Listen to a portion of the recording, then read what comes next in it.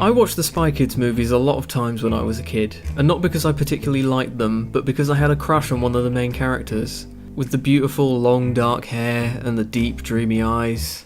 Oh, Danny Trejo.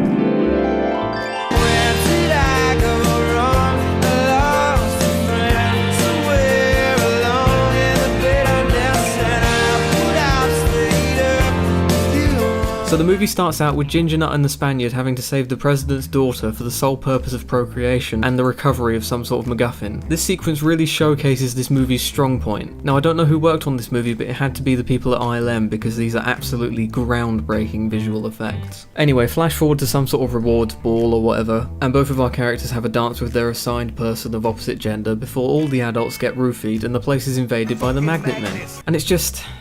I mean, just look at this, it's fantastic. So Little T loses the MacGuffin and gets fired, so they decide to go try and get the MacGuffin back and get his job back. And this is where we meet, oh, Danny. And he gives them some gadgets and junk, and then doesn't turn up for the entire rest of the movie. You know, a movie like this really makes you think of the greats. George Carlin, Mitch Hedberg, and that scene from Spy Kids 2.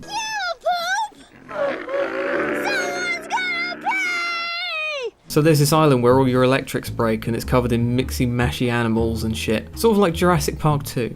So the kids go underground and find Steve fucking Buscemi.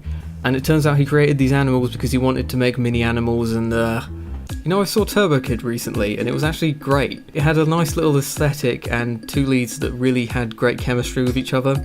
It left a real emotional impact. Definite recommendation. So they go off to destroy the MacGuffin because bad guy who's actually head of the Spy Guys is going to bring a jihad upon the world. So they wander through the cave from Pirates of the Caribbean and disturb the skeletons from Jason and the Argonauts, yet somehow less realistic.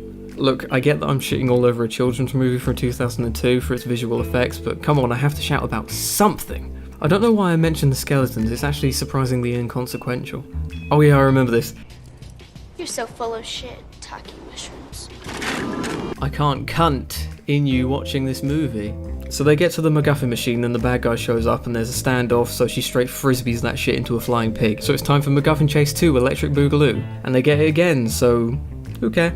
And MILF, DILF, GILF and Grandpa show up. Standoff 2 Electric Boogaloo. My lord, does this movie not have a lot going on? So the bad guy's kid breaks the frisbee thing and the president shows up and everyone gets a promotion from lolly Hillary Clinton. So join me next time to review Machete Kills so that we can see Carmen all grown up.